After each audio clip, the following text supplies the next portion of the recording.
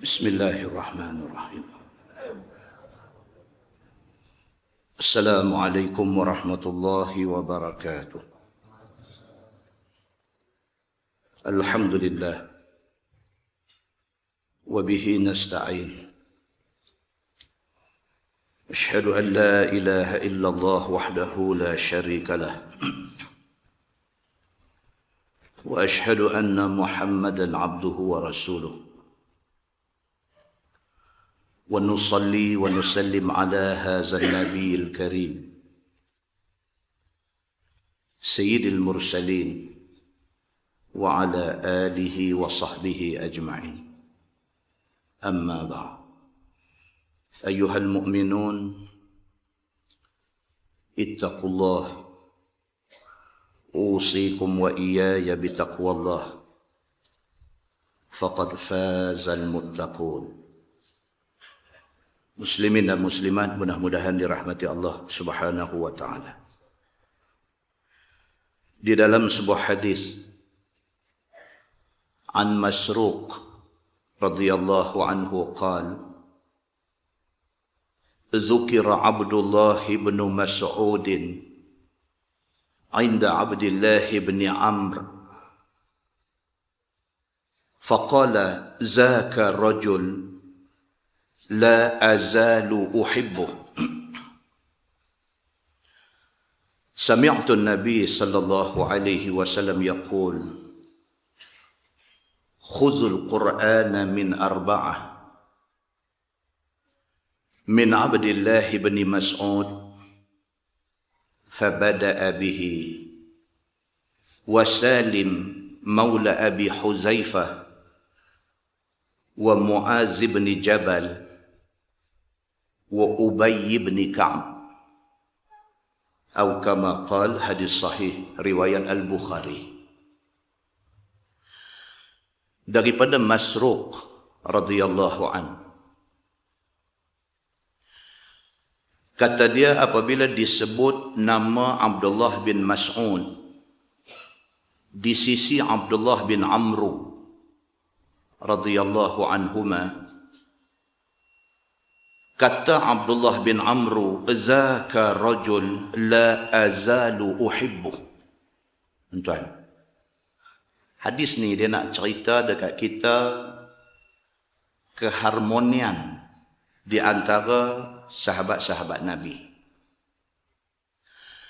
Sahabat-sahabat Nabi ni mereka tak berdengki. Sahabat-sahabat Nabi ni mereka hidup kasih mengasihi. Sahabat-sahabat Nabi ni depa sama depa lengkap melengkapi.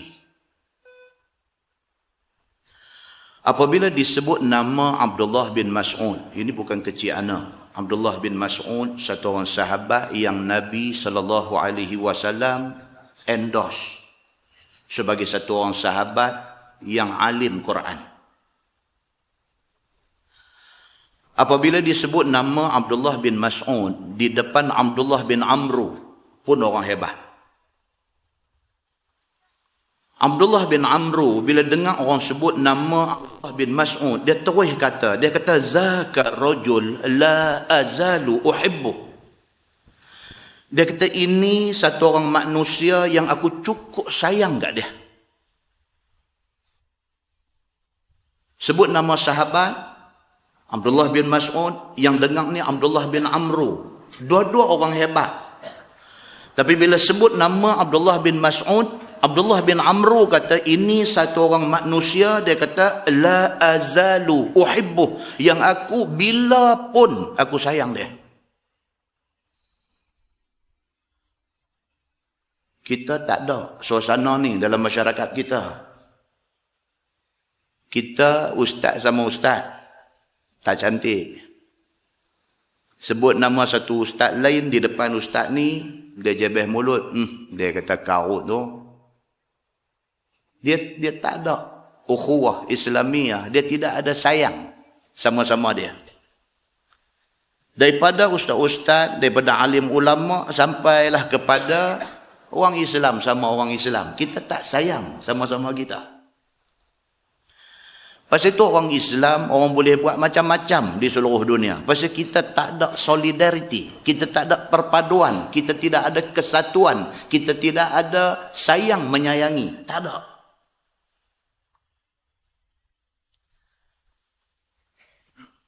Kata Abdullah bin Amru, sami'tu an-nabiyya sallallahu alaihi wasallam yaqul, khuzul Quran min arba'ah.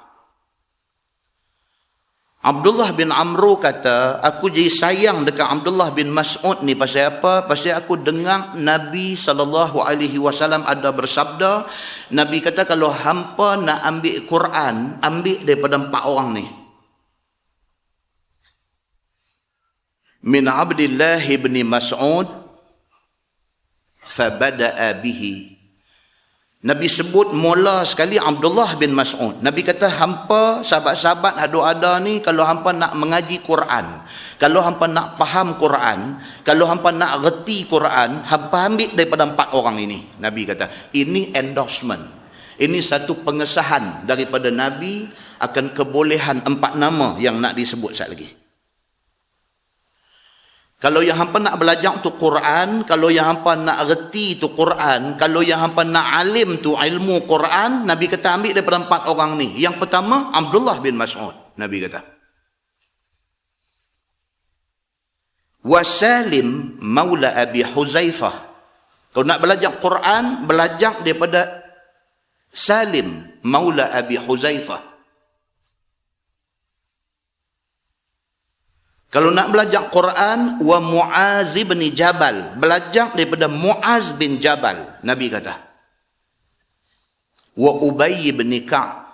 Dan kalau nak belajar Quran, belajar daripada Ubay bin Ka'ab. Ini 4 orang, kalau hampa pergi belajar Quran, memang betul apa yang hampa ambil daripada mereka.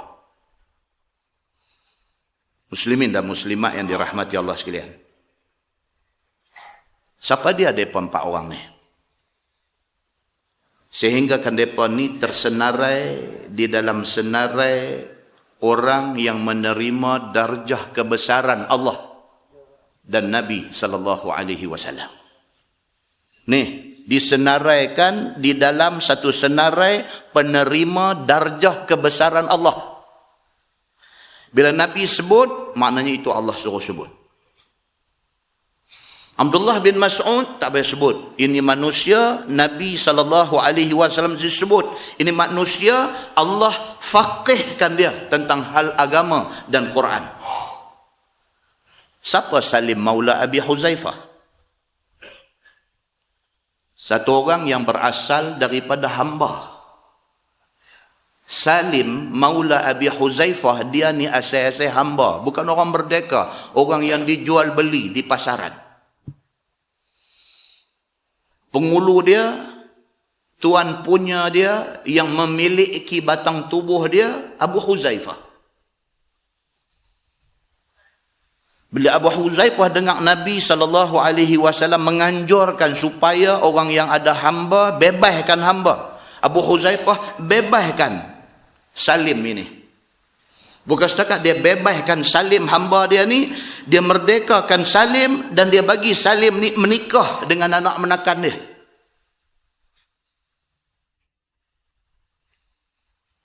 Salim maula Abi Huzaifah satu orang qari Quran, walaupun dia hamba tetapi dia qari dengan Quran ini. Qari maksudnya bukan suara sedap saja, tapi dia alim tentang Quran. Dia menjadi imam Masjid Quba untuk sekian lama. Kita duduk di Mekah, duduk di Madinah. Bila kita sampai di Madinah, di antara masjid yang kita mesti kena ziarah ialah Masjid Quba. Ada orang duduk pergi umrah tiap-tiap tahun. Bila pagi tu orang kata, ni pagi ni kita ada ziarah. Kita ziarah Masjid Quba. Dia kata, saya tak pergi dah kot. Saya duduk main tiap-tiap tahun, duduk pergi selalu dah. Dia tak tahu kata Nabi SAW duduk di Madinah. Nabi yang duduk di Madinah itu every Saturday. Tiap-tiap hari Sabtu Nabi pergi semayang di Masjid Quba. Pasal apa? Pasal Masjid Quba itu masjid ussisa ala taqwa, yang dibina asas pembinaan dia di atas rasa taqwa kepada Allah, dan dia masjid pertama yang Nabi dirikan. Nabi duduk di Madinah. Dalam hadis kata kalau tidak ada kenderaan, Nabi pergi berjalan kaki. Semayang juga sekali dalam seminggu di Masjid Quba. Dia pergi setahun sekali, dia tak mau pergi. Siapa yang satu masa dulu pernah menjadi imam Masjid Quba? Salim Maula Abi Huzaifah.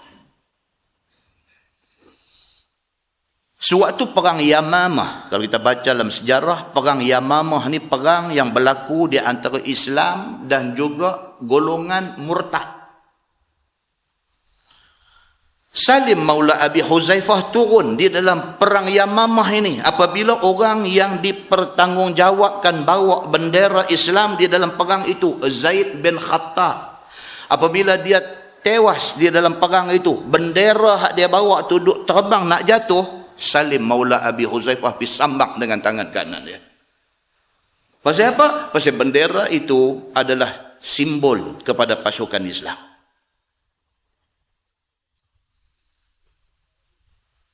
Bila tewas saja Zaid bin Khattab, bendera duk jatuh tu, Salim Maula Abi Huzaifah pisambak bendera tu, pegang dengan tangan dia. Orang tetak tangan kanan dia, bendera nak terlepas, dia tangkap dengan tangan kiri dia.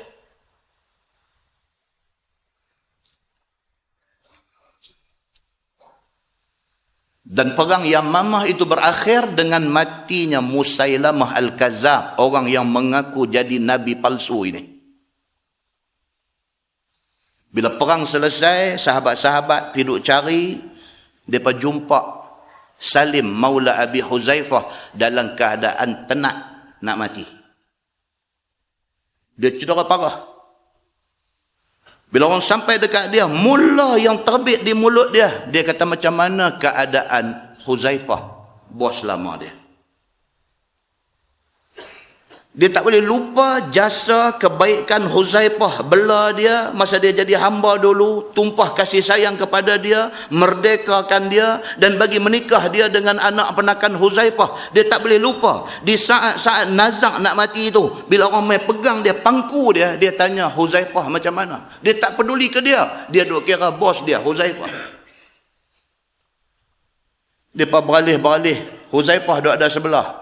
Sudah pun syahid di dalam perang Yamamah. Dia habang dekat dia. Dia berkata, Salim, Huzaifah sudah syahid. Dia senyum. Dia sebut Allahu Akbar. Dia mati. Manusia yang seumpama ini, Salim Maula Abi Huzaifah, Nabi SAW sebut. Nabi kata, kalau hampa nak belajar Quran, salah seorang yang hampa nak kena ambil ilmu Quran ini, ialah Salim Maula Abi Huzaifah. Muslimin dan muslimat yang dirahmati Allah sekalian. Muaz bin Jabal, siapa dia ni? Yang kata Muaz bin Jabal ni, siapa dia ni? Asal orang Yasrib, orang Madinah. Dia memang anak jati Madinah. Di antara kalangan orang Madinah yang awal masuk Islam. Bila dia masuk Islam? Apabila Nabi SAW hantar satu sahabat yang bernama Mus'ab bin Umair. Sebelum Nabi hijrah ke Madinah, Nabi hantar Mus'ab bin Umair pergi ke Madinah untuk bawa Islam kepada orang Madinah yang masa tu panggil Yasrib. Mus'ab bin Umair orang hebat sehingga ke sahabat-sahabat yang dan berguru dengan dia, mereka kata apabila Mus'ab bin Umair bercakap, nampak kebijaksanaan terbit di antara celah-celah gigi dia.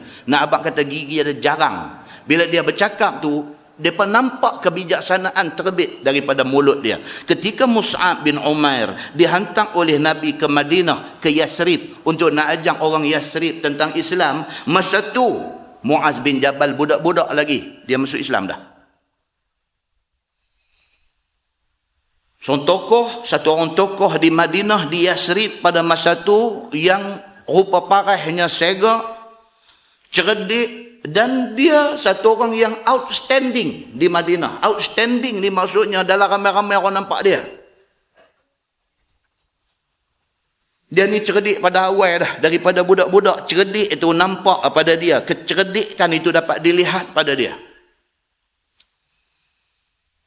Orang Madinah kalau sebut nama Muaz bin Jabal, kenal dah. Ini budak cerdik, ini budak segak, ini budak cerdik. Bercakapnya sangat petah.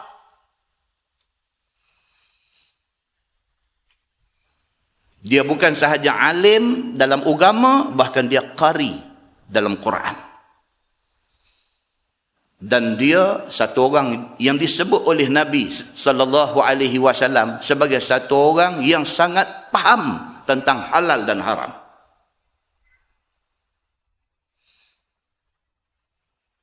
Bila berlaku pembukaan kota Makkah, Nabi daripada Madinah, Nabi mai ke Mekah. Kemudian Nabi nak balik ke Madinah, Nabi suruh Muaz tinggal di Mekah untuk dijadikan guru kepada penduduk Makkah. Ini orang hebat. Bahkan kemudiannya dia dipilih oleh Nabi SAW untuk dihantar ke Yaman untuk nak bawa Islam ke Yaman. Sebelum Nabi SAW hantar dia ke Yaman, Nabi kata dekat dia. Nabi kata, Muaz, mungkin ini last engkau tengok aku. Masa Nabi nak hantar dia pergi ke Yaman sebagai wakil Nabi, nak mengajak penduduk Yaman, Nabi kata dekat dia, Nabi kata, Muaz, mungkin ini last hang tengok aku. Hang tak akan tengok aku lagi lepas ni. Betul apabila Muaz pergi sahaja ke Yaman, Nabi meninggal dunia. Muslimin dan muslimat yang dirahmati Allah, ini di antara nama-nama besar, nama-nama yang disebut oleh Nabi SAW sebagai contoh untuk dibuat ikutan oleh orang kemudian hari. Dalam sebuah hadis riwayat pada Anas bin Malik radhiyallahu an, kata dia, qala Rasulullah sallallahu alaihi wasallam, arhamu ummati bi ummati Abu Bakr wa ashadduhum fi amrillah Umar wa asdaquhum hayaan Utsman wa a'lamuhum bil halali wal haram Mu'adz bin Jabal wa afraduhum Zaid bin Thabit wa aqra'uhum Ubay wa likulli ummatin amin wa aminu hazihi al-ummah Abu Ubaidah bin al-Jarrah atau kama qala, hadis sahih riwayat Imam At-Tirmizi.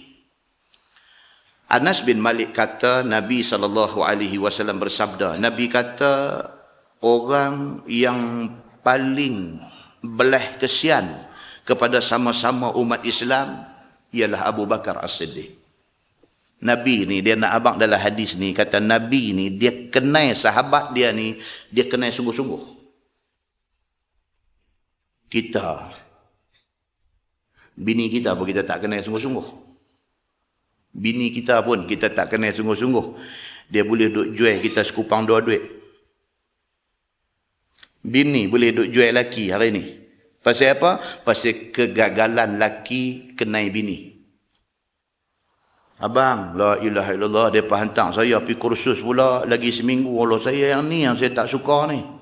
Padahal dia ada cerita lain di sana dengan laki-laki lain. Jadi dalam masyarakat hari ini, pasal apa jadi macam tu? Kegagalan kita mengenal isteri kita sendiri. Kita tak kenal anak kita sendiri. Anak kita boleh jual kita sekupang dua duit. Ayah, abang kena pergi sekian, dia pembohong kita. Pasal apa? Dia pun salah, kita pun salah. Kita gagal kenal dia. Kerana tu kita duk kena pembohong dengan dia.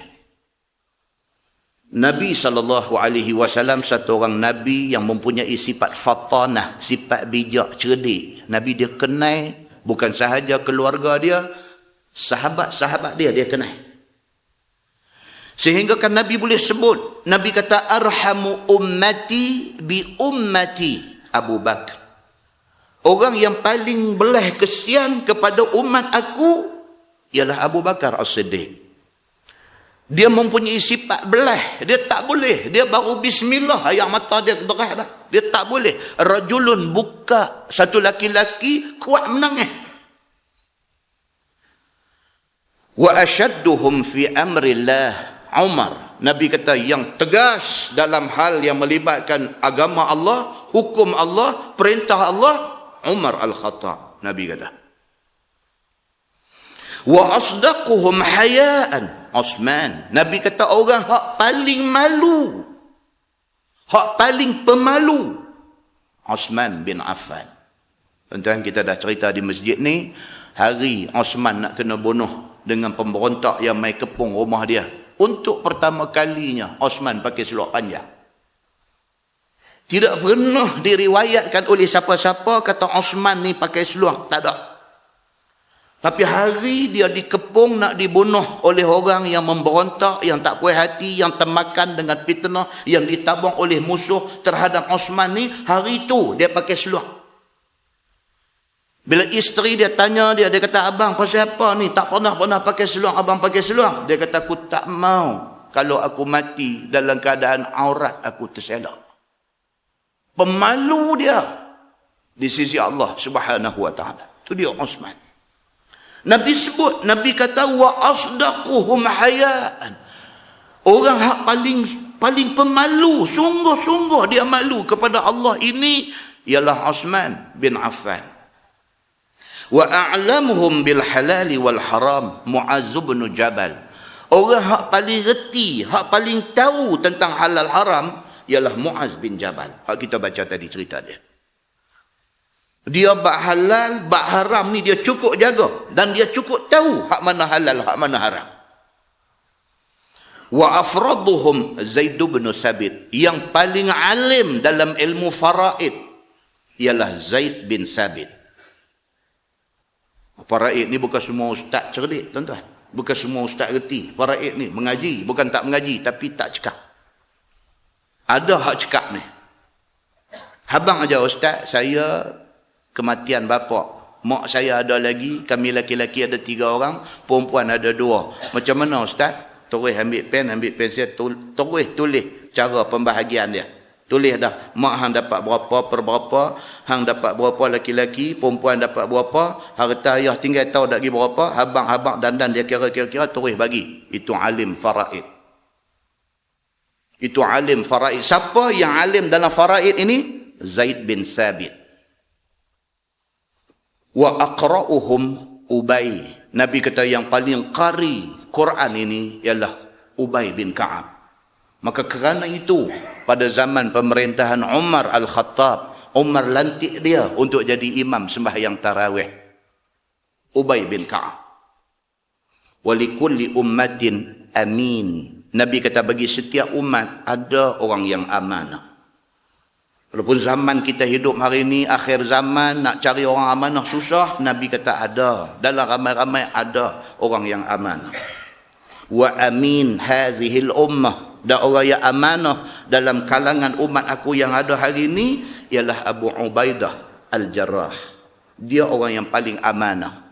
Kata Nabi SAW.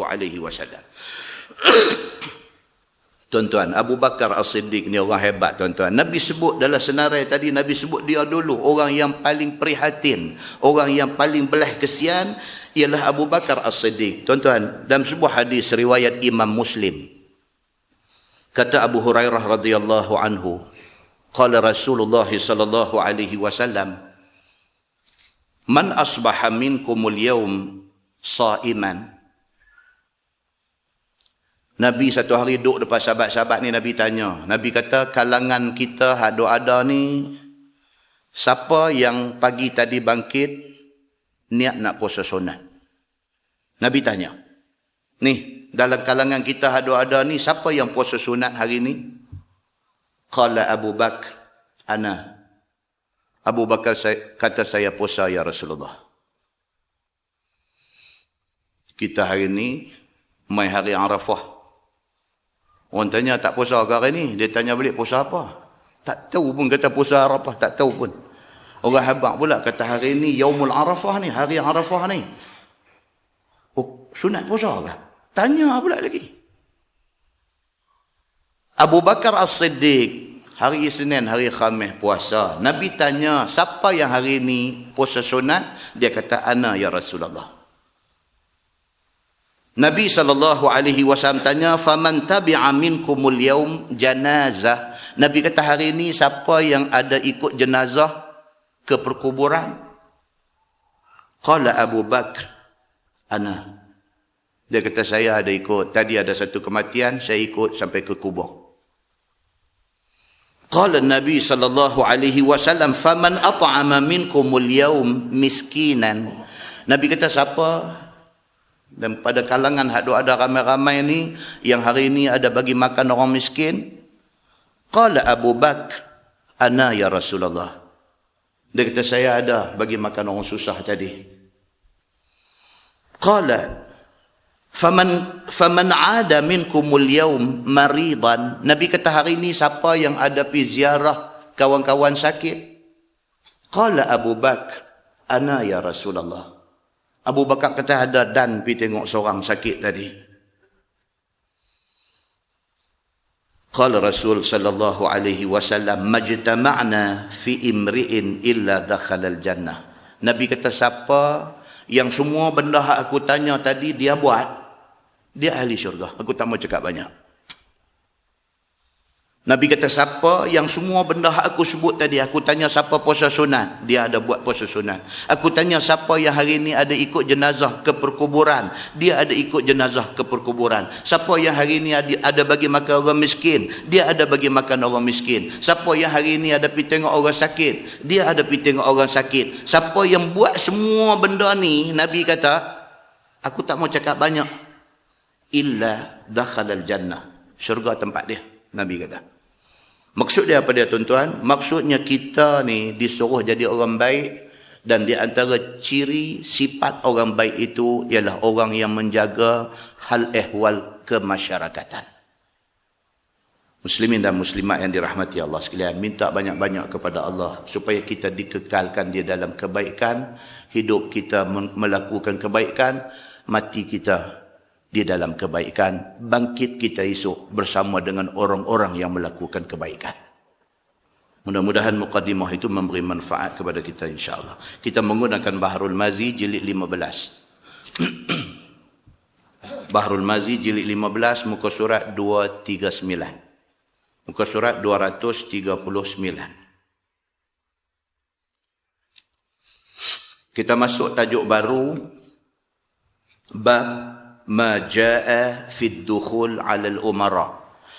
Itu bab yang datang pada menyatakan masuk kepada raja-raja. Tajuk malam ni nak cerita bagus tak bagus kita ni jadi orang yang duk keluar masuk jumpa orang besar-besar. Bagus tak bagus kita jadi orang macam tu. Ketahuilah saudaraku, adalah dikehendaki dengan raja di sini ialah khalifah, sultan ataupun raja besar yang memerintah negeri. Maksudnya orang besar. Raja maksudnya sama ada raja betul, sultan ataupun menteri, perdana menteri, menteri besar, itu maksud dia. Orang yang ada kuasa memerintah dalam negeri. Itu maksudnya. Baik, dia nak cerita lah ni apa hukum kalau sekiranya kita ni ulang alik keluar masuk di tempat orang besar-besar ni. Apa hukum dia? Dan dikehendaki dengan masuk ke atas raja ialah pi balik, duduk bercampur gaul dengan mereka itu. Itu yang dimaksudkan. Kita ni kira duduk bergui dengan mereka ni. Bunyi telefon dia, angkat-angkat, Assalamualaikum Datuk. Bukan salah telefon Datuk-Datuk, tapi sampai 10 kali bunyi, 10 Datuk telefon dia. Hebat. Kering kata bunyi, Assalamualaikum Tan Sri. Kering kata bunyi, angkat, Assalamualaikum Datuk Sri. Hantar kawan kan orang lain, tanya dia. Dia kata tak kawan semua, cuma time ni kebetulan mereka ni yang duk telefon semua. Kemai, kita kata kat dia. Salah ke berkawan dengan orang besar-besar? Salah tak salah, tak lagi dia abang. Cuba kita tengok dia kata apa. Maka jika sekiranya masuk duduk di dalam majlis raja-raja itu kerana nak membetulkan jalan agama dan kerana nak mengajak dan kerana nak memberi nasihat, maka itu tak apa. Kita duk masuk keluar tu, kita boleh bercakap benda betul ke dia, tak apa. Kita masuk jumpa dia pasal apa saja, boleh peluang sembang-sembang sekali dengan abang. Kata Datuk, Allah semalam saya pergi masjid semalam, mereka baca hadis pasal apa. Tak apa. Pasal Datuk sibuk, tak dan mai, cucu Datuk tolong abang. Tak apa. Maknanya kita pergi dekat dia, kita boleh bawa satu ilmu bagi dekat dia. Dia dengar-dengar, oh betul kah? Yang tu apa? Quran kah hadis kah? Kita kata hadis. Hadis riwayat siapa? Datuk ni kata, kita abang hadis Bukhari Datuk. Oh bagus. Boleh tak cari kat saya hadis tu? Kod-kod lah saya pergi bercakap di mana-mana, boleh saya petik hadis tu. Satu ilmu kita boleh bagi kat dia. Tapi bila masuk jumpa dia, duk tanya Datuk, tak ada projek apa ke? Yang tu karut. Ataupun lagi karut, dia masuk pergi, dia kata apa? Datuk baru ni, oi tengok Datuk maki mereka bagus dia kata saja saya maki. Bagus Datuk, muduk buh kasar lagi. Yang tu lagi karut.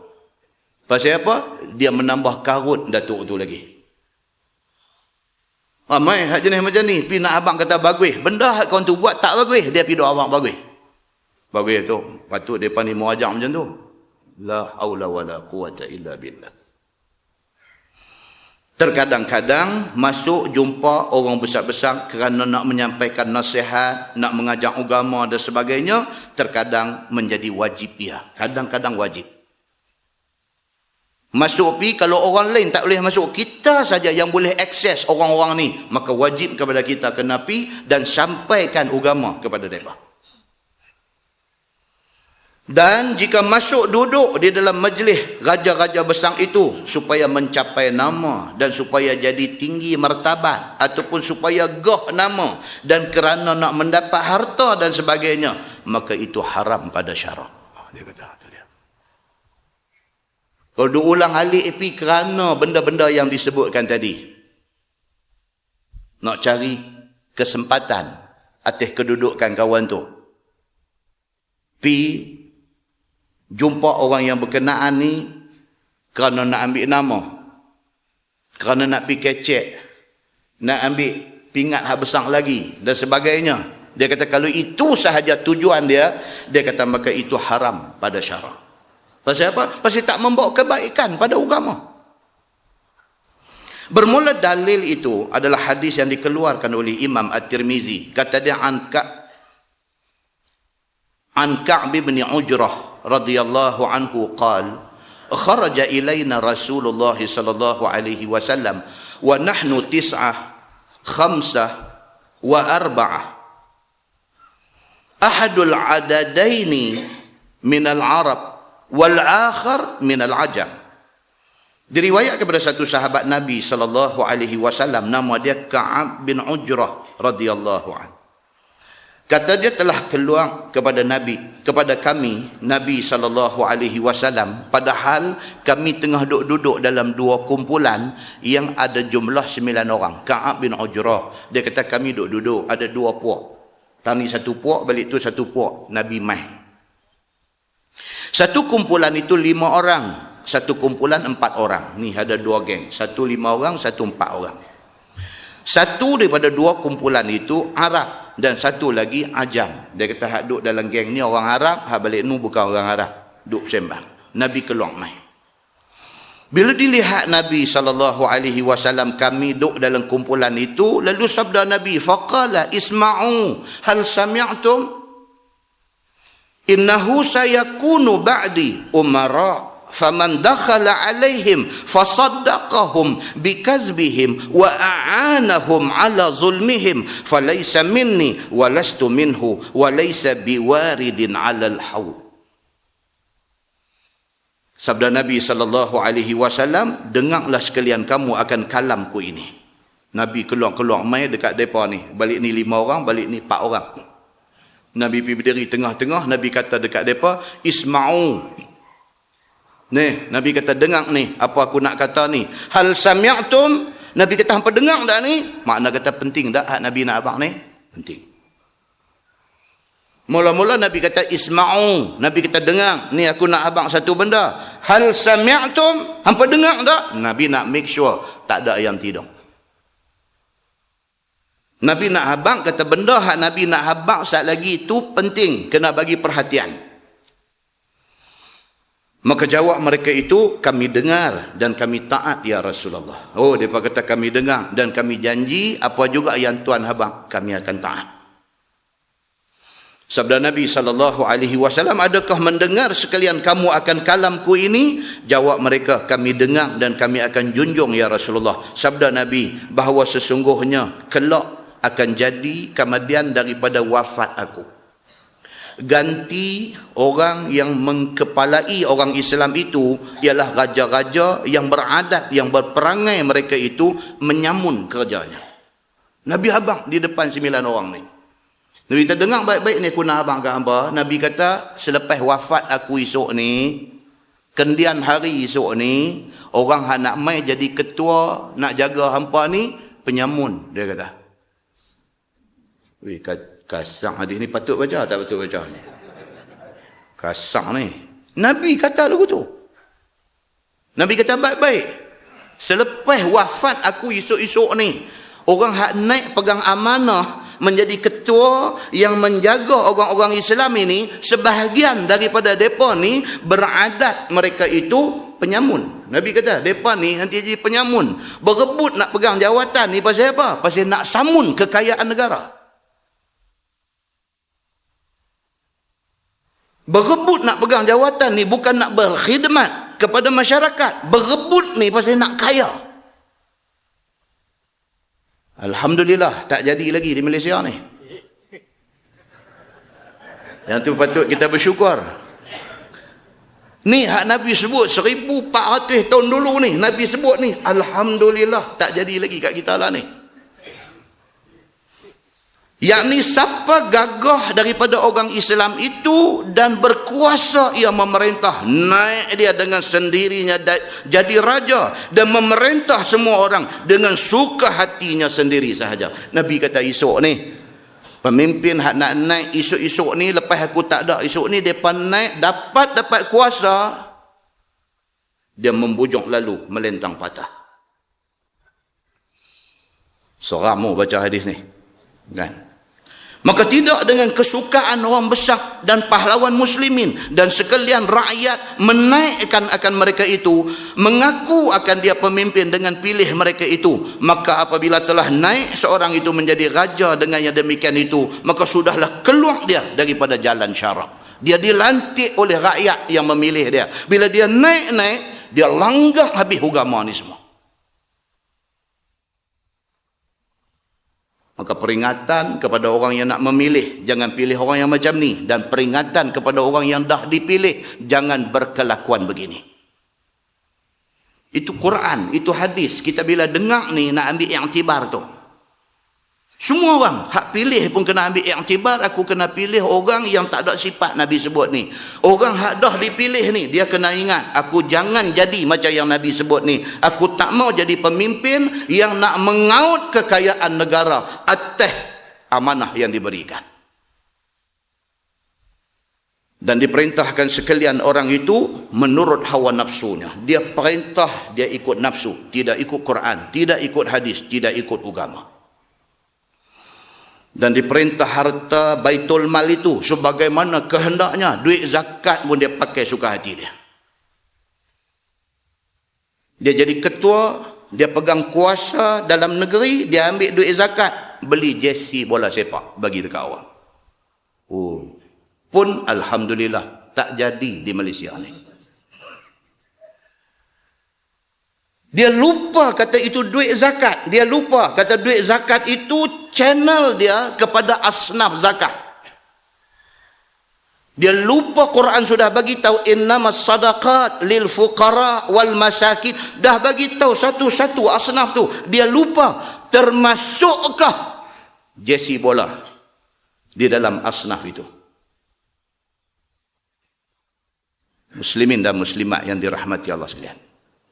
Maka tidak menurut sebagaimana hukum syarak itu. Maka siapa masuk atas mereka itu, yakni pi balik kepada pemimpin yang seperti itu, duduk bercampur dengan mereka di dalam majlis mereka itu, serta membenarkan akan segala karut-karut mereka itu yang keluar daripada jalan syarak itu, maka tidaklah diterangkan salahnya. Dia masuk pi bukan nak terang benda-benda betul suruh apa betul tak, benda salah suruh apa betul, dan tidak ditunjukkan jalan hukum Allah dan Rasul kepada mereka itu, bahkan ditulung akan perkara, akan segala raja yang demikian itu atas berbuat zalim diri mereka itu. Dia masuk pi bukan nak bawa kebaikan kepada orang tu tak, dia masuk pi menganjurkan lagi kahut mereka itu.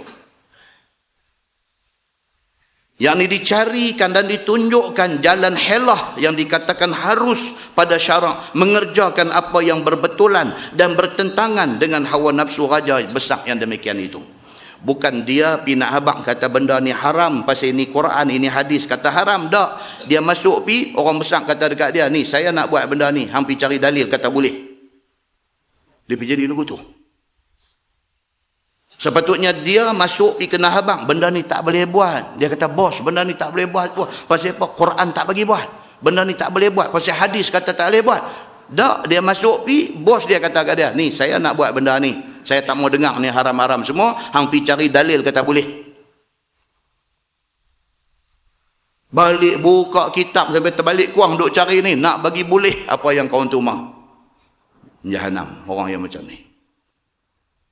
Muslimin dan muslimat yang dirahmati Allah. Maka bukanlah orang yang pergi balik kepada raja dengan yang demikian itu daripada orang yang mengikut jalan aku. Nabi kata kalau mereka ni dapat peluang duk bercampur dengan orang besar, mereka tidak nasihat orang besar bagi jadi elok, sebaliknya mereka pergi duk sokong karut yang orang besar ni duk buat, mereka ni bukan orang yang mengikut jalan aku. Nabi kata. Dan tiada ia datang minum di telaga aku pada hari akhirat esok, minum yang boleh menghilangkan dahaga. Nabi SAW kata apa? Akibat yang akan menimpa orang ini ialah apa? Esok di hari akhirat dia ada satu haud, satu telaga Nabi. Orang yang macam ni Nabi kata jangan dekat dengan telaga aku. Nabi marah. Macam satu mak, satu ayah yang marah dekat anak yang derhaka ni. Dia kata kalau hang nak buat lagu hang mau, hang tak mau dengar apa yang mak dengan ayah kata, jangan mai pijak dah rumah aku. Lebih kurang macam tu. Nabi kata siapa yang masa di atas dunia ada akses, boleh masuk kepada orang besar-besar, dia tidak masuk untuk beri nasihat agama, sebaliknya dia masuk piduk sokong karut depa tu, esok di hari akhirat Nabi kata jangan hampir dengan telaga aku. Dalam sebuah hadis riwayat daripada Anas bin Malik radhiyallahu an, kata dia ani Nabi sallallahu alaihi wasallam qala ma baina nahiyatay haudi kama baina Sana'a wal Madinah. Nabi kata yang kata telaga aku tu, Nabi kata yang kata telaga aku tu dua tepinya, nak jumpa tebing balik ni dengan tebing balik nu, Nabi kata lebih kurang daripada Sana'a di Yaman sampai ke Madinah. Besar dia. Nabi kata ni, yang kata telaga aku di hari akhirat esok di padang mahsyar esok, siapa terpilih untuk pergi minum air telaga Nabi ni, tak akan dahaga dah sampai bila-bila. Telaga Nabi itu, Nabi kata kalau aku nak habang ke ampal luah dia, lebih kurang nuh daripada Sana'a Yaman nu sampai Madinah aku duduk ni. Dia punya luah dia macam tu. Dalam sebuah hadis lain riwayat daripada Abdullah bin Amr bin Al-As radhiyallahu anhu, kata dia qala Rasulullah sallallahu alaihi wasallam haudi masiratu syahr wa zawayahu sawa wa ma'uhu abyadu minal wariq wa rihuhu atyabu minal misk wa kizanuhu kanujumis sama' faman syariba minhu fala yazma'u ba'dahu abada atau kama qala. Hadis sahih riwayat Muslim. Nabi SAW kata telaga aku masiratu syahr. Kalau berjalan daripada tebing balik ni, berjalan pergi sampai tebing balik sana, sebulan baru sampai. Masjid Sultanah ni besar ni, Masjid Sultanah ni besar. Kita nak berjalan daripada tang ni, nak pergi Kolah, berapa lama? Sat je. Tu pun masjid ni besar dah. Telaga Nabi kalau berjalan daripada tebin ni, nak pergi tebin balik no. Nabi kata berjalan kaki sebulan. Maksudnya apa? Ramai orang boleh sekali pergi minum air telaga Nabi. Wa zawayahu sawa, tiap-tiap sisi tepinya sama, Nabi kata.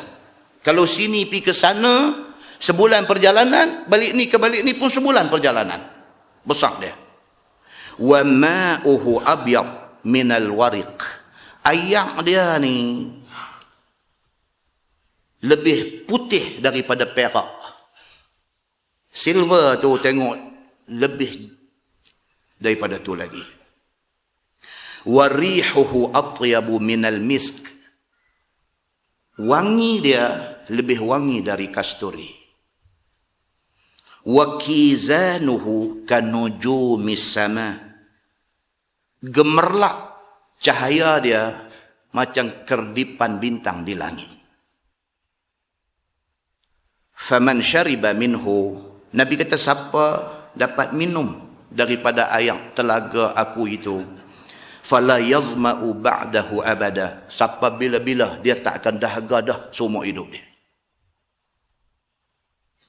Hebatnya yang dikatakan haud, yang dikatakan telaga Nabi tu, hebat dia macam tu. Orang hak kita baca tadi ni, Nabi kata jangan hampir dengan telaga aku.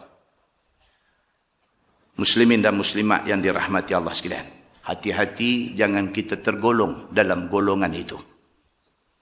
Sabda Nabi sallallahu alaihi wasallam, "Wa man lam yadkhul alaihim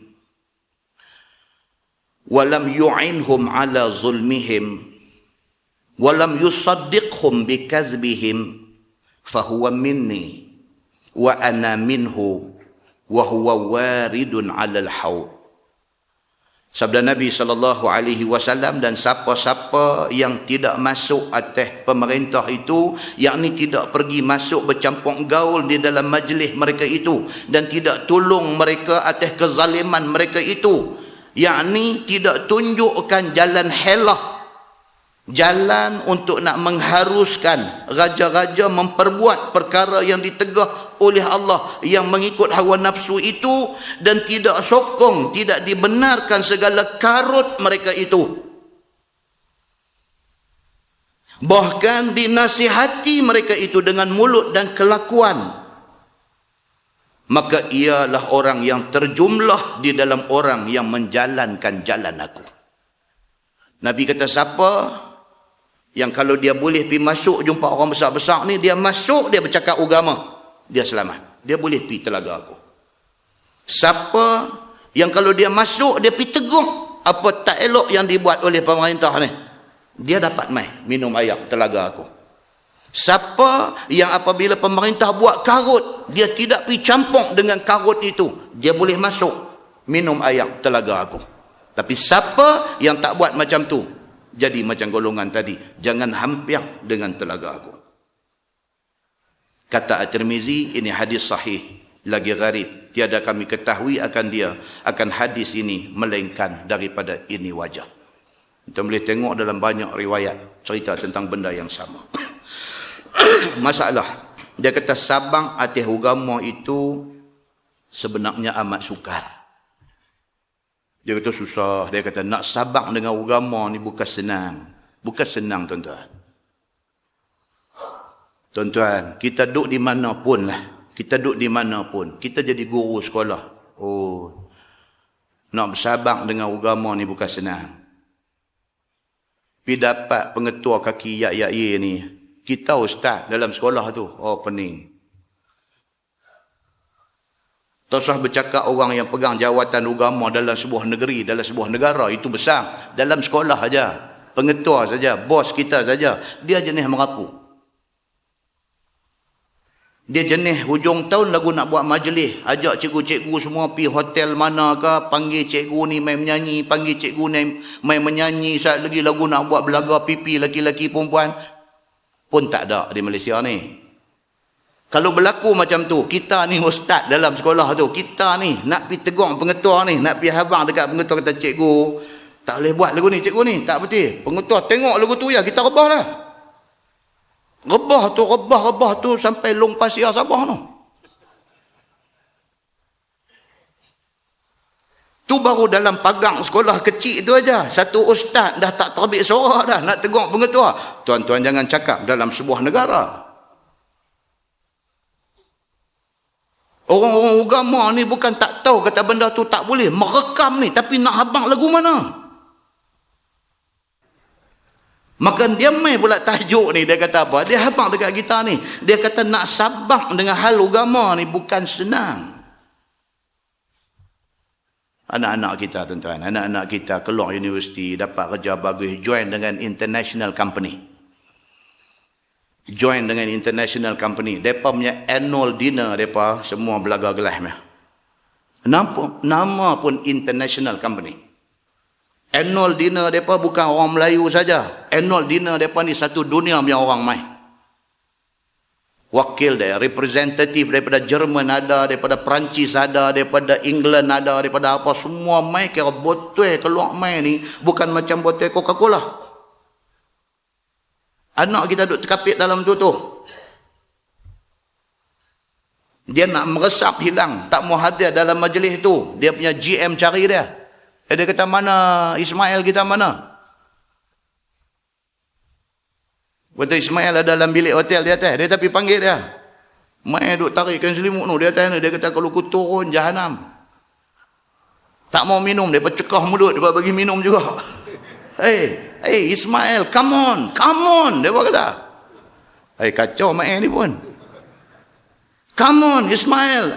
Dia kata, come on, enjoy yourself. Dia ni pun lagu duk nampak muka mak dia, muka pak dia duk nampak lagu terpadam, nampak lagu terpadam. Dia kata kalau aku turun memang padam betul aku ni. Aku ni pun bukan kuat mana sangat. Dia kata tapi tak turun nak jadi pasal lah. Duk nampak rumah pun sebulan duk ada 3,500 duk bayar, duk nampak kereta dia, kereta bini dia yang tu campur-campur bank komitmen saja pun sebulan duk ada kat 6,500. Menyawa penat turun. Orang yang tidak pernah duduk dalam situasi itu tak nampak benda ni. Tapi orang yang duduk dalam situasi itu, telefon ustaz nak tanya ni, saya masalah. Ustaz kalau saya turun juga tapi saya tak minum. Saya just duduk keras kediang lagu tu. Tak berdosa ke ustaz?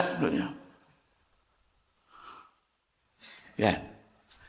Kalau kita kata lah kira lagu ni lah, kira niat hang lagu mana. Ustaz ada hadis apa ada tolong email mai kat saya hadis nak duduk main lagu tu ni. Budak-budak hari ni tuan-tuan. Tuan-tuan kata saja dia tak mau, dia nak dengar dalil. Betul ke ada hadis ke tak apa ke kalau kita duduk dalam majlis orang duk minum apa semua tapi kita tak minum, kita duduk tu tak berdosa. Adakah satu hadis Nabi ke apa Nabi kata tak apa? Dia duk ketak dada dengan ustaz kena tanya apa ketak dada sekali. Kita nak kata kat dia ni, macam tu punya company hampir buat kerja, buat apa, resign bang lah, ini rezeki Allah ada di mana-mana, cakap berai lagu tu. Ustaz ni, dia pun bismillah, dia resign, tak ada kerja, tak ada duit, nak makan minum anak bini, dia main rumah ustaz ni. Dia main rumah ustaz ni, Assalamualaikum ustaz, ustaz ingat lagi tak saya? Kata hang siapa dia tu? Saya hak ustaz perangat suruh berhenti kerja itu ni. Oh okey, so apa jadi? Berhenti lah ni, rumah pun tak boleh bayar, apa tarik balik lah. Ustaz saya tumpang tidur rumah ustaz boleh tak? Jangan main-main tuan-tuan. Ini satu benda yang serius bagi sesetengah orang. Allah kita kata takkan tak boleh cari kerja orang lain. Dia kata duk cari ustaz ni masuk 2 bulan dah duk cari tak dapat. Ustaz ni daripada boleh duk senyum jadi mai aku nak sebek ke nak lari. Lepas tu tengok nombor dia ni lagu tak mau angkat. Pasal apa? Pasal duk bawa mai tikar bantai nak tidur rumah ustaz. Muslimin dan muslimat yang dirahmati Allah sekalian. So dia nak bagi tahu apa? Sabang dengan hal agama ni amatlah sukar, dia kata. Istimewa zaman kita ini iaitu zaman yang sangat banyak fitnah atas agama. Ni kitab ni tulis bila tuan-tuan? 60 tahun dulu. 60 tahun dulu Syekh Idris Al-Marbawi kata fitnah terhadap agama ni cukup dahsyat. Kalau 60 tahun dulu dia kata dahsyat fitnah, hari ni tuan-tuan, tak tahu nak kata. Dia duk mai balik ni. Musim jahiliah ni duk mai balik lah ni. Tuan-tuan sedang tak sedang, bulan apa nama cuti sekolah, kenuri ni pelamin duk naik balik lah ni. Sedang tak sedang. Awal 80-an dulu, orang tak buat dah pelamin ni. Tak mau dah. Pasal apa? Duk tahu dah ni bukan Islam punya budaya ni. Bersanding apa semua ni bukan Islam punya budaya. Tahun 60-an 70-an dulu kita buat tu, kita jahil nak buat macam mana. Lah ni dah kita dah mula duk reti dah apa, tak mau dah. Itu awal tahun 80-an. Dia mai tahun 2010 naik ke atas ni, pelamin naik balik. Kawan hak duk cari makan penaik pelamin ni buat duit balik lah ni. Plywood lama ada buat pelamin dulu, lempang pergi belakang kepok padi, ambil balik lah ni. Duk lap-lap nak paku balik, orang panggil balik pula dah. Dia nak abang apa? Dia nak abang kata mai balik ni, benda ni dia mai balik. Ni duk mai balik live band ni apa, dulu orkestra The Chandani, apa nama? Duk mai balik lah ni. Tapi Chandani tak ada lah, depa tali gitar semua putih habis dah tak ada. Dia mai hak geng lain pula duk mai lah ni. Panggil balik live band untuk hari kenuri ni. Panggil balik penaik satu penyuruh. Oh dulu jangan tuan-tuan. Sampai belah tempat saya di Tasik Kelurong Nubun, kira batu 5 sik turun. Batu 5 sik turun siap dengan pakej jebung dia sekali. Dulu tahun 70-an turun. Orang dah tahu jebung ni apa dia. Dulu panggil jebung. Dan yang paling menarik tahun 70-an tu, Tok Imam pun tak baca kitab malam tu. Dia pun nak pergi sana juga. Ya Allahu Akbar. Tok Imam malam tu gilang dia baca kitab. Malam tu ada kenuri dalam kampung, batu 5 sik mai. Dulu lah batu 5 sik tak ada benda ni. Dulu. Orang lepas sembahyang maghrib lagu duk tengok Tok Imam. Tengok. Dia pun tengok. Baru tengok apa. Malam ni tak ada lah. Sekali kita nak pergi sana. Dia pun ada di sana. Bangku tin lipat tu. Ram kata buka, sila panggung, penaik lutut, cucuh kok daun. Dia pun duk tengok gelak dengan gigi meh sepuntung duk nampak. Itu cerita tahun 70-an. Hari ni duk mai balik. Cuma beza dia apa dia? Tok Imam hari ni tak pi. Itu beza dia. Maka Syekh Idris Al-Marbawi yang kita baca ni, dia duk beritahu kat kita. Dia kata zaman ini adalah zaman yang banyak fitnah atas agama 60 tahun dulu. Sama ada pada ibadah ataupun pada muamalat ataupun lainnya, fitnah banyak. Dalam hal ibadat pun celaru. Betul-betulnya lagu mana? Hari ni orang boleh tanya soalan tu. Satu orang nak pergi Mekah, dia mai tanya soalan kecil ya, tapi jadi satu kuman dalam kepala dia. Dia tahu ustaz ni saya nak turun minggu depan ni. Oh kita kata ahlan wa sahlan biduyuf. Baguslah hajjan mabrurah. Kata dah yang tu tak apa, ni nak tanya ni. Tawaf ni ustaz ni, masa tawaf ni dia kata, betul-betul nak mula tawaf tu kena niat ke tak? Itu benda ibadat. Nak mula tawaf tu kena niat ke tak? Makna dia tak sure, dia tak pasti kena niat ke tak kena niat. Kalau kata kena niat, apa nas dia? Pendapat imam mazhab mana yang kata kena niat? Oh ni kata lagu ni, pening ustaz, saya nak turun minggu depan dah. Kursus haji 3 tahun dah pergi. Itu satu, dia kata. Satu, ada berapa soalan ni? Kata. Satu lagi, dia kata. Satu lagi tawaf ni, kita start daripada penjuru Hajar Aswad. Okey, kita jalan. Ni rukun Yamani ni ustaz ni, dia nak tanya. Rukun Yamani ni, kita nak kena angkat tangan dekat dia ke tak kena? Kan? Bila kita tanya soalan tu malam ni, kawan hadupi banyak kali dah pun dah mula turun ke bawah dah. Aku pun tak apa nak sure, tapi takkan hadupi duk angkat. Kita tanya. Pasal saya tanya satu ustaz tu kata, no, dalam hadis dia cuma cerita kata Nabi istilam. Bila Nabi sampai di rukun Yamani, Nabi istilam dengan tangan kanan dia tanpa kucuk. Habis kalau kita duduk jauh, adakah kita nak kena angkat tangan? Ustaz tu kata tak ada dalam hadis. Cerita kata angkat tangan dekat Rukun Yamani ni. Tak ada dalam hadis. Saya tanya ustaz satu lagi. Dia kata ada. Angkat siap dengan lagu tu sekali lagi. Dia kata, saya pun confused ni. Ni nak turun minggu depan ni. Dia kata. Nampak tuan-tuan? Ini yang dikatakan apa? Fitnah dalam hal ibadah. Yang ni jadi confused. Yang ni jadi tak clear. Yang ni jadi keliru. Yang ni jadi tak sure. Yang ni jadi tak pasti. Nampak? Benda ni semua boleh selesai dengan mengaji. Kalau kita boleh luang masa kita duduk dalam majlis ilmu, baca hadis, baca huraian dia, tengok mazhab apa kata apa, mazhab, kita faham benda tu secara jelas dan kita tak jadi kelang kabut bila nak turun pergi Mekah buat haji. Punya kalutnya orang yang pergi Mekah buat haji, buat umrah ni, sampai kita tengok orang perempuan bila selesai tawaf, sa'i, lepas sa'i dia nak bertahallul bagi orang yang buat umrah. Bila dia nak tahallul perempuan ni, lepas habis sa'i yang ketujuh, dia ada di Marwah sana, nak tahallul potong rambut ni, depan khalayak ramai laki-laki yang bukan mahram dia ni, angkat tudung nah bagi kawan kerat. Rambut tu apa? Rambut tu aurah. Itu aurat dia. Laki-laki tak apalah bila sampai di Marwah tarik rambut kerat. Perempuan dia nak kena kerat rambut, tapi dia kena pastikan dia duduk di tempat yang terpelihara aurat dia. Piduk mana-mana tempat sama-sama perempuan baru kerat, ataupun balik ke hotel baru kerat. Ada dia sama naik dengan laki-laki piduk nak kerat di Marwah tu. Sedangkan rambut orang perempuan itu aurat. Tuan-tuan pergi sana tengok ramai tak ramai ada buat lagu tu di Marwah. Ramai. Kecelaruan di dalam ibadah. Muslimin dan muslimat yang dirahmati Allah sekalian. Ini yang Syekh Idris Al-Marbawi nak habaq dekat kita ni. Yang ni yang dia nak bagi tahu. Begitu sekali orang yang ada di dalam masyarakat pada hari ini keliru tentang hal-hal yang menyangkut tentang ibadah, tentang muamalat dan sebagainya. Sekiranya tidak seorang yang berpegang atas agama itu dengan kurnia Allah dan taufiknya, maka tentulah tiada sempat mengerjakan sembahyang dan berzikir dan berdoa. Itu dia. Dia kata punya fitnah dahsyatnya akhir zaman ni, kalau tak betul-betul kuat, sembahyang pun tinggal. Kenuri aja tak sembahyang. Kalau tak betul-betul kuat agama ni, sembahyang ni memang halai balai betul. Tak kalut dengan semayang ni. Semayang ni betul-betul semayang waktu. Waktu rajin aja dia semayang. Waktu tak rajin dia tak semayang.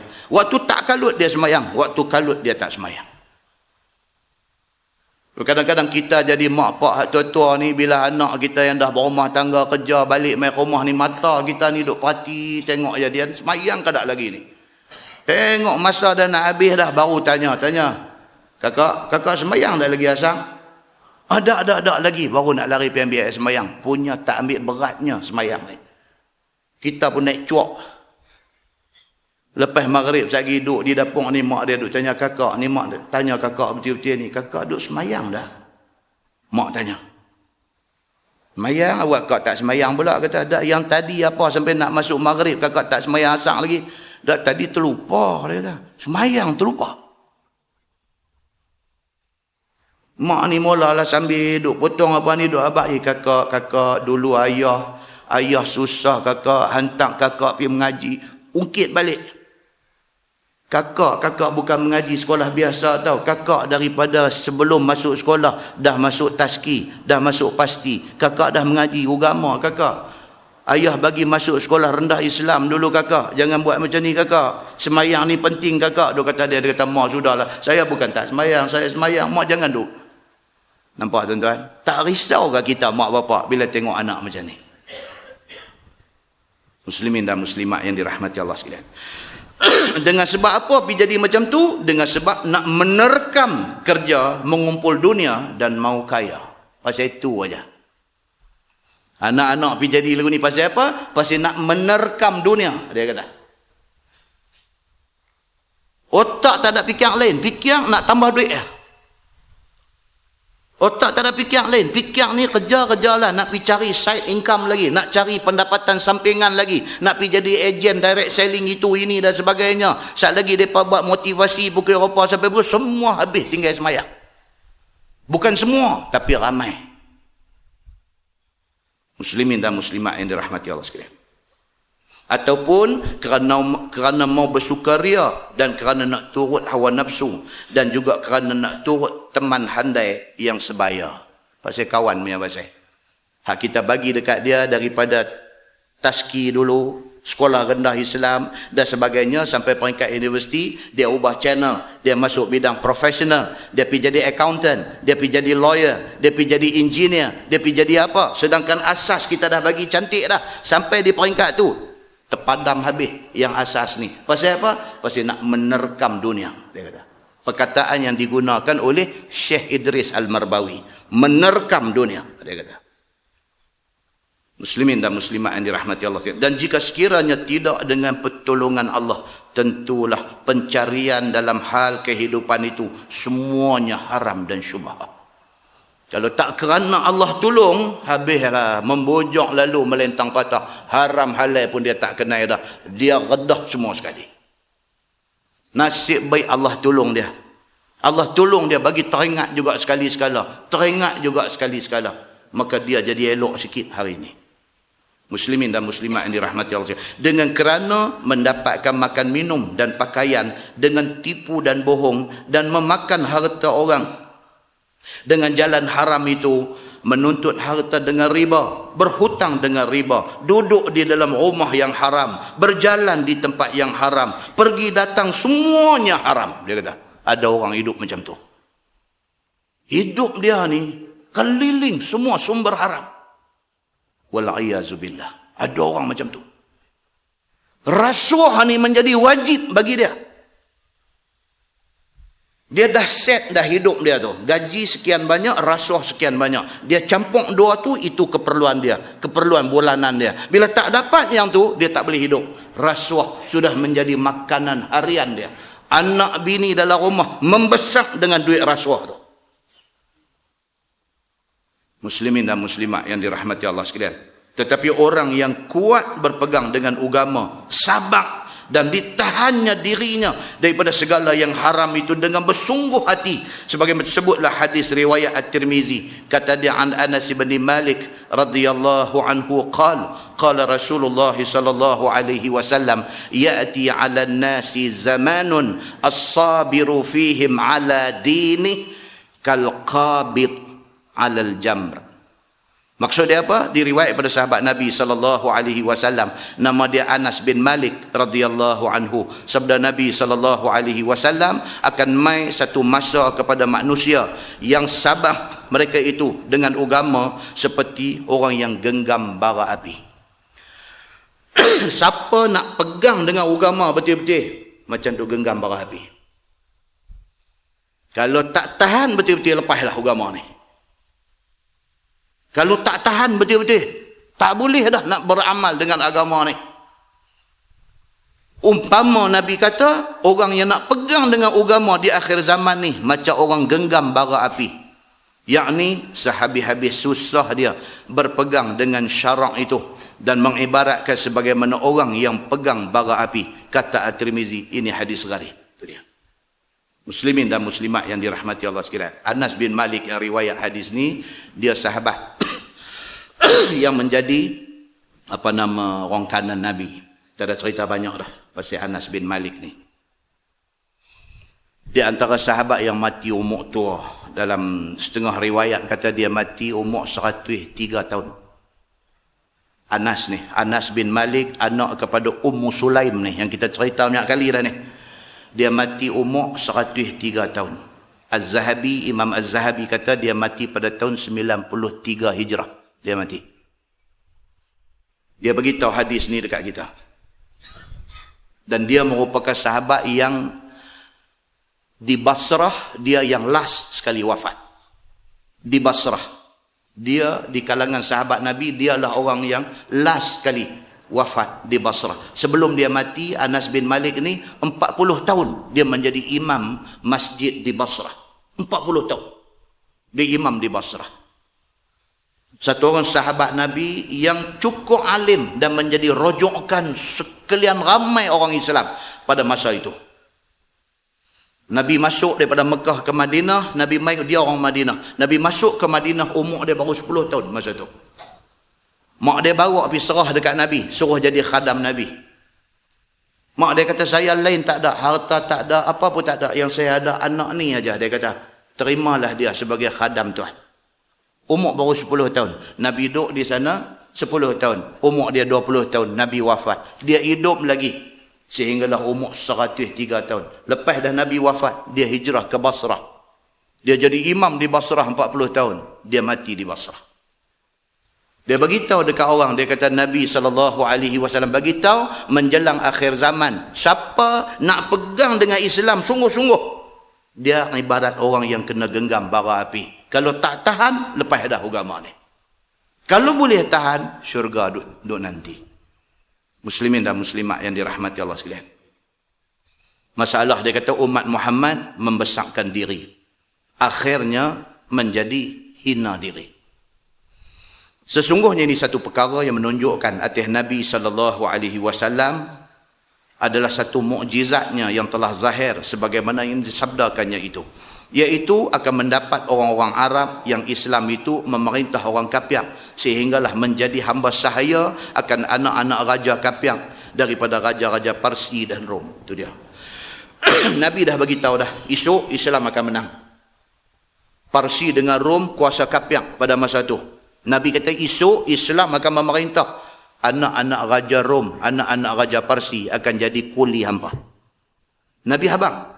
Jadi tak benda tu? Jadi tuan-tuan. Bila ni yang jadi Islam kuat, orang-orang kafir mai duduk di bawah Islam, menghina diri duduk di bawah Islam ni, bila? Di ketika orang Islam pegang kuat dengan agama, pada masa tu orang Islam kuat. Bila orang Islam jadi macam orang Islam hari ni, agama ni buang pergi ke tepi, hukum hakam ni tak ambil peduli, sampai hukum Islam sendiri orang Islam tak mau. Jadi apa yang jadi pada hari ini? Sahabat saya duk cerita, dia dan download tengok cerita apa innocent apa tu, dahsyat penghinaan yang mereka buat kepada Islam, kepada agama Islam dan Nabi umat Islam, Nabi Muhammad SAW ini, tahap dia cukup dahsyat. Tuan-tuan, mereka heran ke kita pergi duduk melompat belarak atas jalan? Mereka heran ke? Mereka duduk sila panggung depan TV, tengok mereka gelak aja tuan-tuan. Mereka tak ada heran kat kita ni. Sebulan 2 bulan ke depan dia buat lagi. Setahun 2 tahun ke depan dia buat lagi. Pasal apa? Pasal dia tahu orang Islam hari ni tak kuat. Dia tahu orang Islam hari ni boleh raya atas jalan saja. Dia tahu orang Islam hari ni bergantung hidup dengan dia. Ada pihak menyarankan supaya orang-orang Islam hari ni boykot, tak usah guna Google. Pasal Google itu Yahudi punya, tak usah guna Google. Bolehkah kita hidup tak guna Google? Sampai budak-budak kita, budak Melayu Islam kita kata, dia kata kalaulah Tuan Haji Google ni boleh ada sebelah aku masa periksa, alangkah baiknya. Dia kata. Pasal Haji Google ni sahabat tahu. Tonton time apa pun, dia keluar main lagi cerita hak kita nak tahu tu. Dahsyat. Siapa ni yang pergi buat engine ni, yang pergi buat search engine, yang pergi buat ni teknologi, siapa buat? Mereka buat. Kalau kita orang Islam boleh buat seumpama Google ni, search engine Islam punya, kita tak perlu kepada Google dia. Kita boleh hidup dengan kita. Tapi kita tak boleh buat. Pasal apa? Pasal orang Islam dengan mentaliti dia, mentaliti consumer. Kita punya mentaliti ni pengguna, bukan pencipta. Kita tak reti nak mencipta benda, kita tahu guna aja. Itu sebab kalau raya orang Melayu, raya orang Islam ni, Cina tutup kedai. Itu sedang tak benda ni duk jadi? Raya kita, Cina pergi cuti. Mereka masa tu lah nak pergi Genting Highland, nak pergi Cameron Highland, nak pergi mana. Mereka cuti masa tu.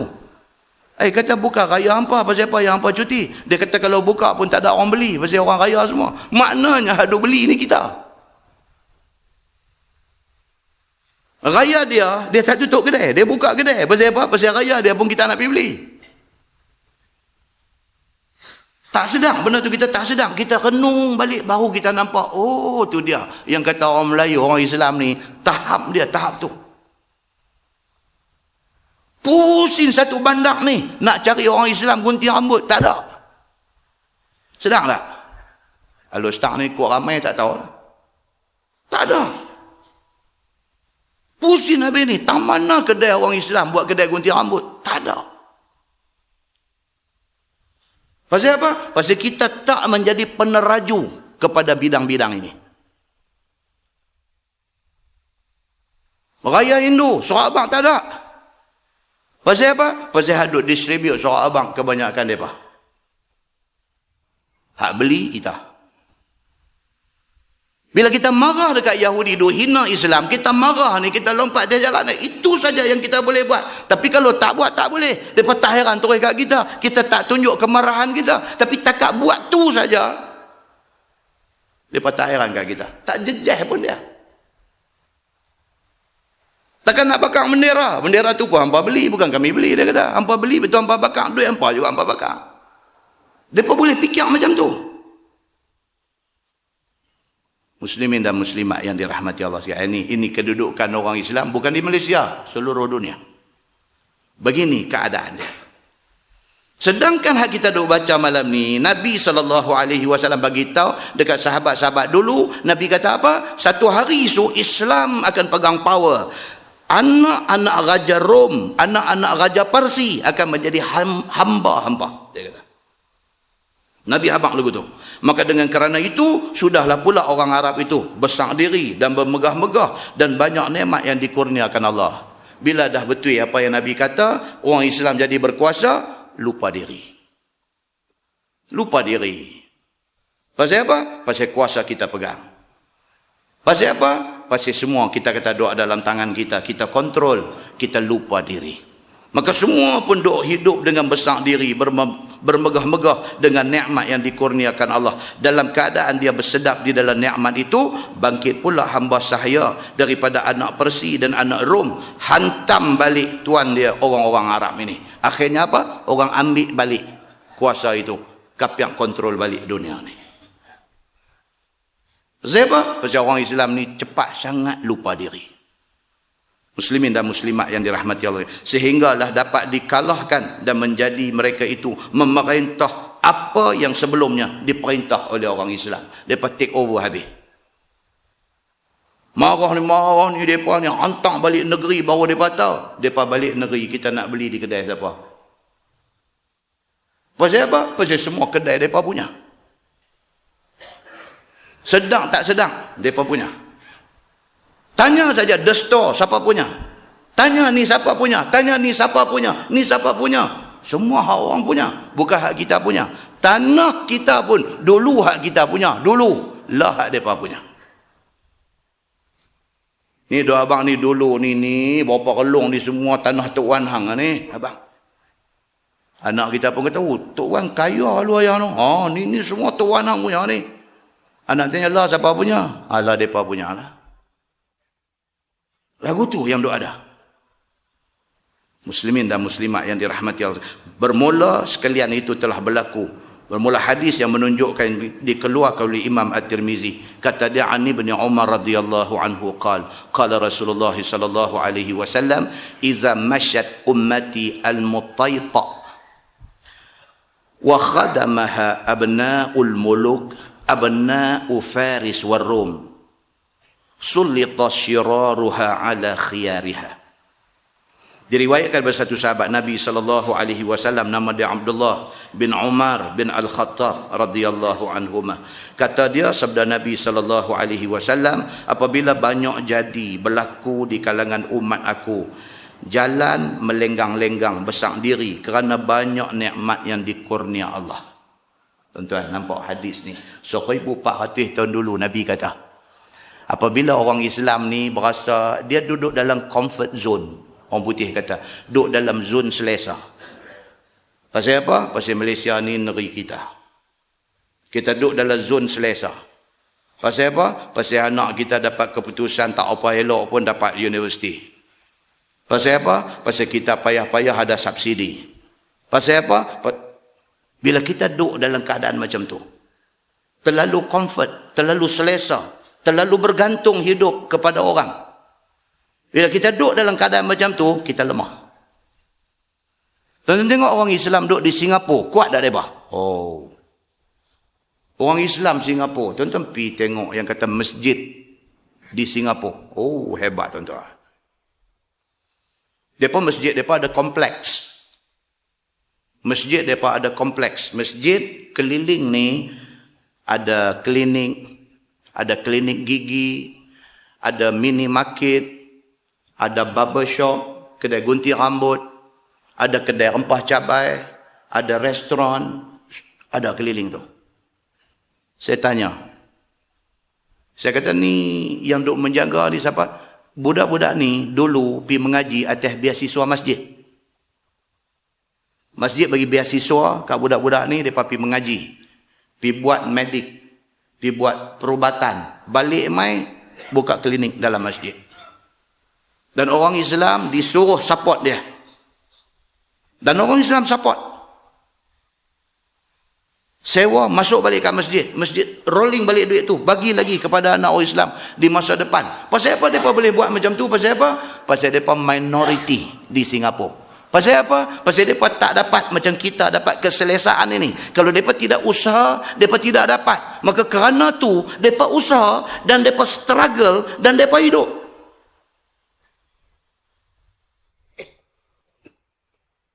Tuan-tuan faham lah ni apa kita ada nak abang. Oi, penat tuan-tuan nak abang benda ni penat. Penat. Kita hari ni semangat ni nak suruh anak kita ni. Kita tengok Tok Guru ni Aziz, kita syok kat dia. Kita nak anak kita jadi macam dia. Hantar bagi mengaji sekolah rendah Islam. Yuran tak bayar. Macam mana sekolah tu nak hidup? Cikgu-cikgu dia kalau hari-hari lillahi ta'ala lelah lah cikgu tu. Cuba yuran jangan duk tergelincang, bagi lagi sumbangan kau atas. Kata yang ni yuran, yang ni ayah saya bagi. Budak-budak duk main macam tu.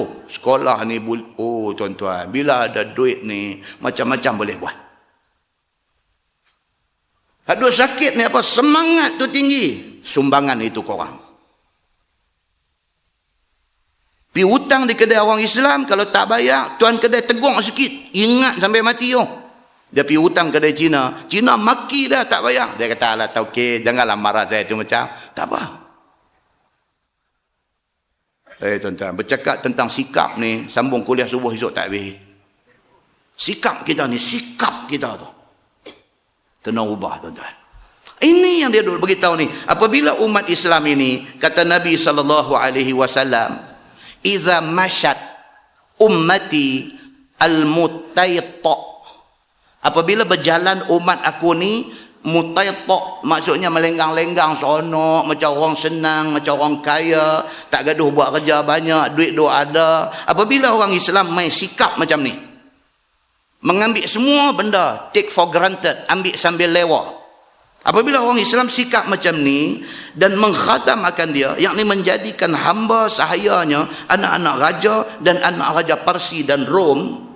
Pada masa tu dia hidup senang, sampai anak orang kafir mai jadi kuli dia, nescaya akan dikerasi dan dikalahkan dia oleh orang-orang yang hina itu, akan orang-orang pilihan itu.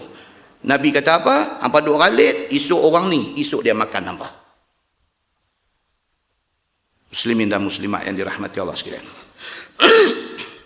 Dan diperintahnya dan jadi kepala pula. Satu hari dia take over, dia bos dalam negara kita. Tanah tumpah darah kita, negeri bertuah, dulunya nama tanah Melayu. Tiba-tiba satu hari kita menjadi kuli di tanah air kita sendiri. Inilah yang berlaku di Palestin. Palestin itu bumi Arab, Palestin. Israel ni main menumpang setumpuk aja. Tiba-tiba hari ini depa yang menentukan baik buruk nasib anak pribumi Palestin. Bunyi macam menteri cakap mana. Muslimin dan muslimat yang dirahmati Allah sekalian. Kata dia, ini hadis At-Tirmizi, ini hadis gharib. Wallahu a'lam. Lepas ni insya-Allah kita masuk. Raja perempuan memerintah negeri, negeri tidak akan maju. Dia kata, pula dah. Dia kata kalau orang perempuan naik jadi ketua, tak maju negeri itu. InsyaAllah kita tengok apa kupasan agama terhadap tajuk ini. Betulkah orang perempuan ni tak boleh jadi ketua? Ketua yang macam mana tak boleh? Ketua yang macam mana boleh? Kalaulah sekiranya kata ada boleh itu. Nah, kita tengok akan datang, raja perempuan kalau memerintah negeri tidak akan maju. Kita akan tengok hadis dia insyaAllah. Wallahu a'lam. Kita tangguh dengan tasbih kafarah dan suratul As. Subhanallah. Asyhadu an la ilaha illa anta astaghfiruka. Bismillahirrahmanirrahim. Innal insana illa allazina amanu wa amilus salihati. اللهم صل على محمد في الأولين والآخرين وسلم رضي الله تبارك وتعالى عن سادتنا أصحاب سيدنا رسول الله أجمعين.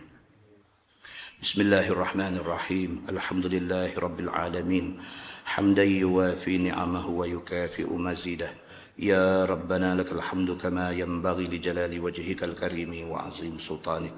رضينا بالله ربا وبالإسلام دينا وبمحمد نبيا ورسولا. اللهم افتح علينا فتوح العارفين وارزقنا فهم النبيين بجاه خاتم المرسلين. اللهم فقهنا في الدين وعلمنا التأويل واهدنا صراطك المستقيم. اللهم أرنا الحق حقا وارزقنا اتباعه وأرنا الباطل باطلا وارزقنا اجتنابه.